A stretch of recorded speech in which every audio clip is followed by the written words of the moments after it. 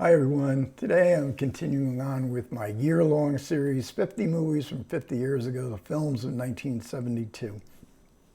And so this is the 48th of the film, so I'm coming to the end. And this is In Hope to Die. And this was a real find. I mean, this is one of the few films in this series that I had not seen before. I don't think I ever heard of In Hope to Die before.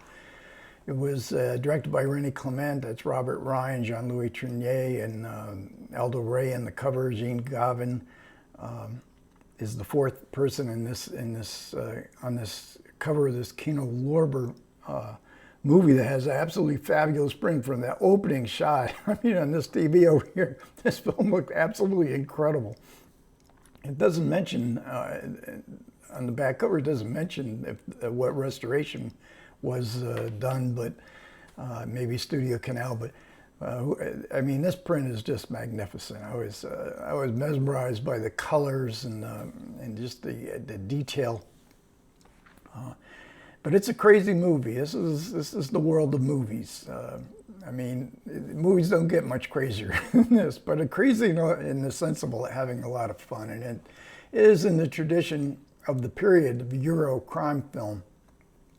But this was filmed in Europe. The interiors were filmed in France, but the exteriors were filmed in Canada, in Montreal, and its outskirts. So, and we get some good location of long spans of bridges, and we get the Expo 67 from the World's Fair, the iconic dome in Montreal, and beautiful, filmed in late summer, early fall, so we get summertime scenes, but we also get autumnal leaves. They're living out in the forest, out in the woods, out in the outskirts of Montreal. And this film is based on two novels by David Goodis, who is a great crime writer, pulp fiction writer. Some other films were made from his novels, and Goodis was very, very beloved in France. And Francois Truffaut made Shoot the Piano Player from one of his novels, The Burglar in Hollywood in the 1950s. And a few years later, Moon in the Gutter, directed by Jean-Louis Trintignant, a French director who works as an assistant director to Rene Clement on In Hope to Die. I didn't read the two novels that this was based on, but I've read other novels by David Goodis. He is really entertaining and really off the wall, as this movie is as well. But it opens with children. Well, it actually opens with a Lewis Carroll, a quotation from Lewis Carroll. So we're basically seeing some sort of crime fairy tale movie. Right from the beginning, we don't know what these children could possibly be, and we return to this sequence with children through various points of the movie, but it remains a mystery. What could it mean? This could it mean that? And it's a very simple scene. A young boy, his sister, and his mother standing outside a store. It seems to be some sort of store where furniture is being brought in. And there's a sign in the window, the Cheshire Cat. We've already gotten the quote from Lewis Carroll. And indeed, later on in the movie, we get the White Rabbit. White Rabbit is it's not actually a rabbit, but we're clearly meant to signify this character as the White Rabbit. So the little boy is told by his mom, go play with those children over there. And he's got a sack of marbles, and we get kind of a cross-cutting between all the children as they look at him, because he's new in the neighborhood, I suppose. And camera pans over the children. One maybe 9 or 10-year-old girl, really striking looking. And then we learn in the commentary that was Emmanuel Béard, who would become a big movie star in the 80s and 90s, and just absolutely beautiful. But no one actually says anything.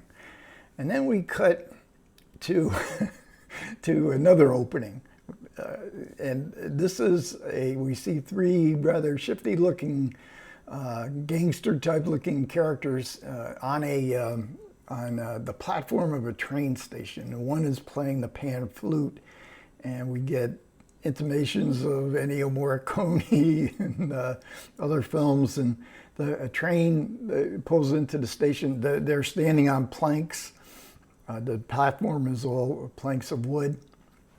And they're waiting, obviously, for somebody to arrive, but he doesn't arrive. He arrives on the other side of the train. Clearly a nod to the opening sequence in Once Upon a Time in the West. They're after him, and Jean-Louis Trintignant gets off the train and is immediately captured, escapes. They chase after him. They're out for some sort of revenge. We don't know what it is, and so there's this long chase scene, including an ambitious stunt where the character played by Jean-Louis Trintignant jumps off the train, and we learn in the supplements that, like Jean-Paul Belmondo, Trintignant did his own stunts. It's hard to believe. They would never do that today. And so as part of the chase, now he becomes involved with, as he's running through the expo area, he comes across the man who's just been shot, has a load of cash in his hand. This is all in like the first 10 minutes of the film. And the people who have killed this man capture him because the money is not there. What's happened to the money? So they take him along with them to kind of an island out in the St. Lawrence waterway, perhaps, and where a gang is there, this gang being led by Robert Ryan, and Aldo Ray's part of the gang as well. So now and they're planning one last heist kind of thing, and Trintignant has definitely gone into the rabbit hole, as we have as the audience. What is going on in this movie? But the emphasis becomes on the characters. This is the group dynamics, and planning some sort of wacky heist. We don't know what it is, but believe me, when you see this heist in this movie, this is really wacky, involving a fire truck and driving cars through concrete walls. It's amazing. But the interesting part is the character dynamics of this group of gangsters.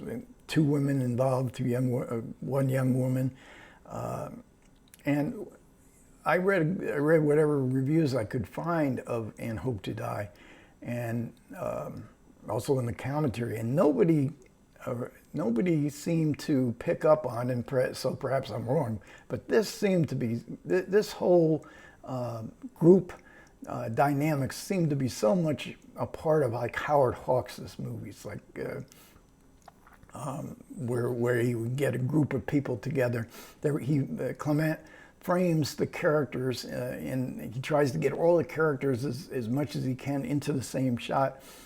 The two women, one is played, and he uses nicknames, Howard Hawks type nicknames.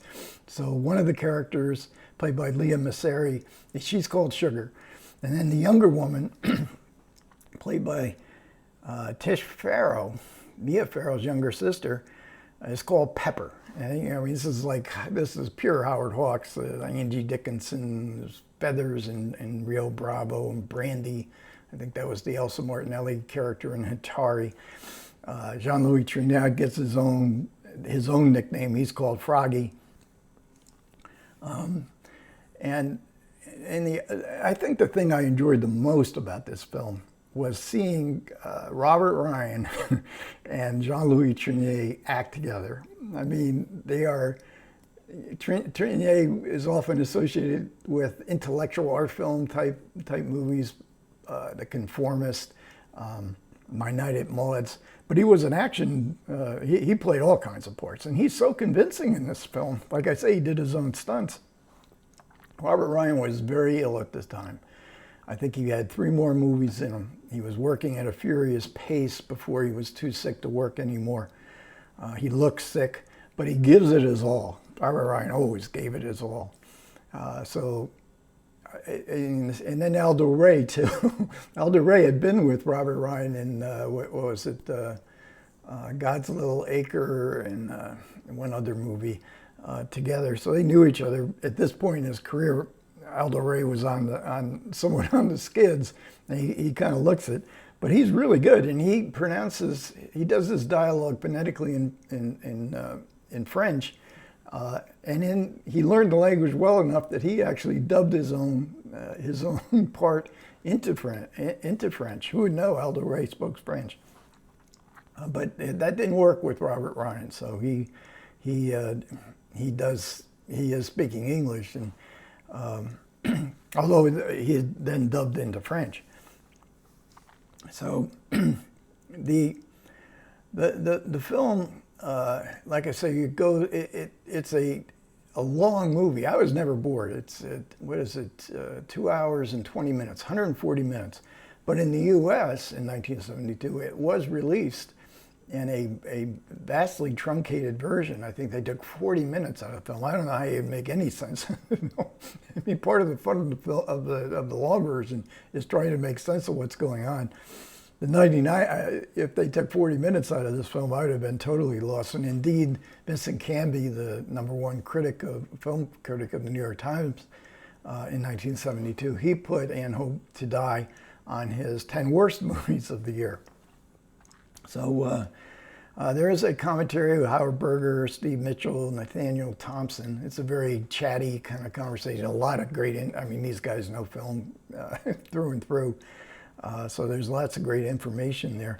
But again, a surprise. I just love it when I come across a movie like that really, I don't expect much of anything. And then, there it is, a night of really terrific entertainment. So that's number 48. 49 and 50 will be Man of the East, my only spaghetti western with Terence Hill. And I've never seen that one. And then We Won't Grow Together. And this is a French film directed by Maurice Pialet. I've not seen this film. I don't believe I've ever seen a film by Maurice Pialet.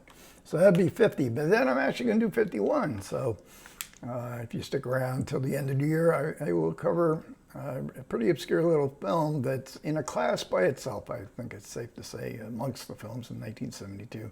That's The Godfather. Okay, thanks a lot for everybody who managed to listen. I do appreciate it. Comments are welcome. Take care.